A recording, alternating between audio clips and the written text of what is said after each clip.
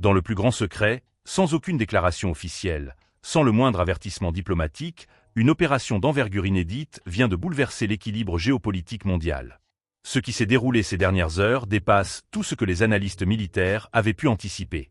Une coalition invisible a frappé avec une précision chirurgicale, utilisant des technologies que peu de nations maîtrisent. Le monde découvre encore les détails de cette offensive multidimensionnelle qui pourrait redéfinir les rapports de force au Moyen-Orient. Tout commence par un mouvement stratégique sans précédent.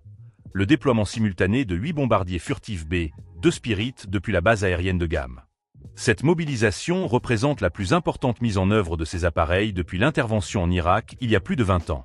Ces machines volantes, véritables fantômes technologiques, valent chacune plus de 2 milliards de dollars et constituent l'arme ultime de projection de force américaine. Le choix de Gham n'est pas anodin.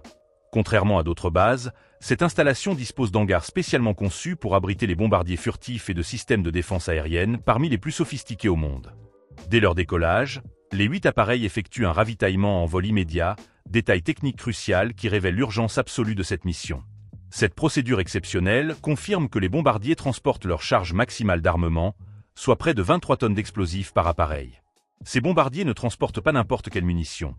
Ils sont équipés de bombes perforantes GBU-57, surnommées Massive Ordnance Penetrator. Chacune de ces armes pèse 13 tonnes et peut traverser plusieurs dizaines de mètres de béton armé. Il s'agit des seules munitions au monde capables de neutraliser des installations souterraines ultra-protégées, enfouies jusqu'à 100 mètres de profondeur dans la roche. Mais cette frappe aérienne n'est que la première phase d'une offensive coordonnée d'une complexité stupéfiante. Au moment précis où les bombardiers atteignent leur zone d'engagement, des sous-marins nucléaires d'attaque lancent simultanément 35 missiles de croisière Tomahawk depuis les profondeurs de l'océan Indien. Ces projectiles, programmés pour voler à très basse altitude, contournent les radars de défense en suivant le relief du terrain avec une précision GPS millimétrique. L'impact est dévastateur et coordonné au chronomètre près. Les bombes perforantes pulvérisent les installations souterraines, tandis que les missiles Tomahawk neutralisent les centres de commandement et les systèmes de défense en surface. Cette synchronisation parfaite entre forces aériennes et navales ne laisse aucune chance aux contre-mesures ennemies. Quelques heures seulement après ces frappes, une déclaration présidentielle historique résonne depuis la Maison-Blanche. Face aux caméras du monde entier, le président annonce « Cette nuit, nos forces armées ont mené avec succès une opération de neutralisation préventive contre des installations constituant une menace imminente pour la sécurité mondiale. » Les images diffusées montrent la situation Room où l'état-major suit l'opération en temps réel, confirmant l'ampleur et la préparation minutieuse de cette offensive. Pendant que Washington révèle officiellement cette première phase, une seconde opération, bien plus complexe, se déploie déjà sur un autre théâtre. Cette fois, c'est Israël qui prend l'initiative avec l'opération Lion Ascendant, une campagne multidimensionnelle combinant frappe militaire conventionnelle, guerre électronique et opérations psychologiques. Les chasseurs bombardiers F-35I et F-16I décollent par vagues successives, ciblant méthodiquement les centres de production d'armement, les sites de commandement de drones et les installations radars. Mais la véritable innovation réside dans l'intégration parfaite entre cette campagne aérienne et des cyberattaques d'une sophistication inouïe. Simultanément au bombardement, des unités cyber-israéliennes pénètrent les systèmes bancaires, paralysent les réseaux électriques et neutralisent les infrastructures de télécommunications. En quelques heures, les principales villes se retrouvent privées d'électricité, les distributeurs automatiques cessent de fonctionner et l'accès Internet devient impossible sur de vastes territoires. Cette paralysie numérique vise à désorganiser complètement la capacité de réaction gouvernementale. L'objectif le plus stratégique de cette campagne reste la destruction du réacteur à eau lourde IR-40, installation officiellement désactivée depuis 2015 mais que les renseignements occidentaux soupçonnent de continuer à produire du plutonium militaire. La frappe israélienne sur ce site revêt une importance capitale. Elle élimine définitivement une voie alternative de production d'armes nucléaires qui aurait pu contourner les programmes d'enrichissement d'uranium traditionnels.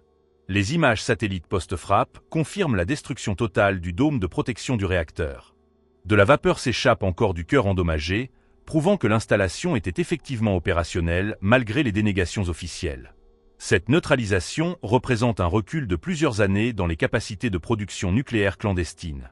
Mais le coup le plus spectaculaire ne vient ni des bombes ni des missiles. Il surgit directement sur les écrans de télévision. En pleine offensive militaire, les chaînes nationales iraniennes sont soudainement piratées. Les téléspectateurs découvrent avec stupeur des images de manifestations et un message appelant la population au soulèvement. Le slogan « Lion ascendant » clignote à l'écran, accompagné de séquences montrant des foules en colère. Cette prise de contrôle des médias constitue une arme psychologique redoutable. L'outil de propagande le plus important du régime se retourne contre lui, diffusant des messages de rébellion dans tout le pays. Les autorités coupent précipitamment l'Internet national, mais le mal est fait. L'appel à la révolte a déjà circulé via les télévisions, les téléphones satellites et les réseaux clandestins. La coupure totale des communications plonge le pays dans un isolement digital complet. Plus d'accès à Internet, plus de réseaux sociaux, plus de communication internationale. Cette stratégie du blackout vise autant à empêcher l'organisation de manifestations qu'à dissimuler l'ampleur réelle des dégâts causés par l'offensive. Sur le terrain, les conséquences se font rapidement sentir. Les hôpitaux fonctionnent sur générateurs d'urgence, les transports publics s'arrêtent, les commerces ferment faute de pouvoir traiter les paiements électroniques. En une seule nuit, un pays tout entier se retrouve projeté technologiquement plusieurs décennies en arrière. Pendant que la paralysie s'installe, les forces occidentales se repositionnent stratégiquement. Des bombardiers B-1B lancés se déploient vers les bases avancées du Golfe, accompagnés d'avions citernes pour soutenir des missions long rayon.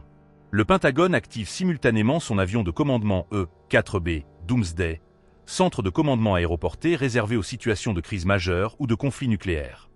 Cette activation constitue un signal politique majeur. Elle indique que Washington se prépare à gérer un conflit d'ampleur stratégique. Parallèlement, plusieurs groupes aéronavals convergent vers le golfe Persique, positionnant porte-avions, destroyers et sous-marins à portée d'intervention immédiate. Face à cette démonstration de force, la riposte attendue se révèle décevante.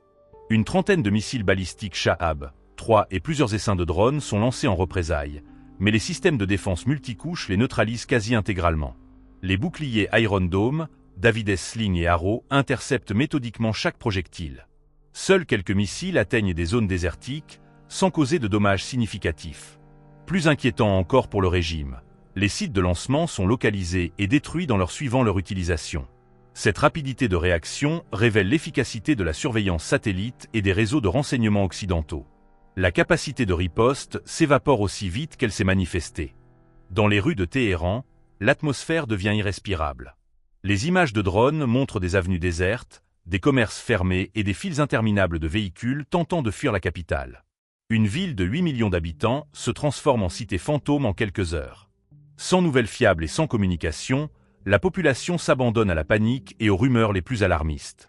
Alors que la situation se dégrade, les chancelleries occidentales préparent déjà les prochaines étapes. Des plans d'intervention terrestre sont finalisés, mais l'ordre final reste suspendu, laissant une mince fenêtre diplomatique ouverte. Simultanément, Tel Aviv élève les enchères en menaçant directement les plus hauts dirigeants du régime, transformant cette crise militaire en affrontement personnel avec les symboles du pouvoir. Le monde retient son souffle. Cette démonstration de force coordonnée a révélé des capacités militaires et technologiques stupéfiantes, mais aussi l'extrême fragilité des équilibres régionaux. La suite dépendra de choix politiques cruciaux qui se décideront dans les prochaines heures.